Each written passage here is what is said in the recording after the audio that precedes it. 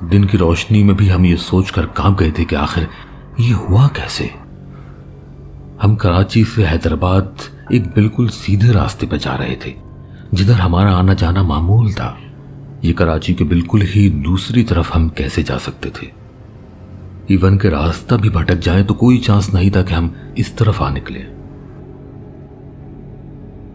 جب ہم گورنمنٹ کی اس بلڈنگ میں پہنچے جس کا ہم کو علم نہیں تھا کہ وہ کون سا ڈپارٹمنٹ ہے، لیکن ان لوگوں نے ہمارے ساتھ اچھا سلوک کیا، ہماری ساری بات تفصیل سے سنی۔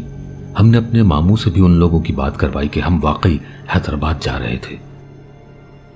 ابو نے اپنے آفس کال کر کے اپنے باس سے بھی ان کی بات کروائی، جو کہ اتفاقاً ایک ریٹائرڈ آرمی پرسن تھے۔ تب جا کر ان لوگوں کو ہماری بات پر بھروسہ ہوا۔ اب یہ واقعہ گزرے کتنے سال ہو چکے ہیں، ہم نے اس کے بعد کبھی بائی روڈ حیدرآباد سفر نہیں کیا اپنی گاڑی میں۔ ہمیشہ سفر جب بھی کیا تو بس سے کیا۔ لیکن ہم جب بھی اس رات کا ذکر کرتے ہیں تو جو سوالات ہمارے ذہنوں میں آتے ہیں ان کا آج تک کوئی جواب سمجھ نہیں آیا۔ ہم آخر کیسے ایک راستے سے خود بخود بالکل ہی ایک دوسری سمت کے راستے پہ چلے گئے تھے کہ ہمیں اندازہ بھی نہیں ہوا۔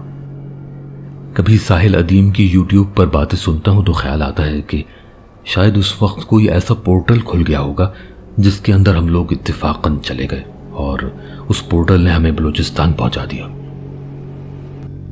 اور آخری بات یہ کہ جب ابو نے فورس کے جوان کو اس چیز کے بارے میں بتایا تھا تو اس نے اس طرح اگنور کیا جیسے وہ سب جانتا ہو کہ وہ کیا چیز تھی اور ہمیں نہیں بتانا چاہتا تھا۔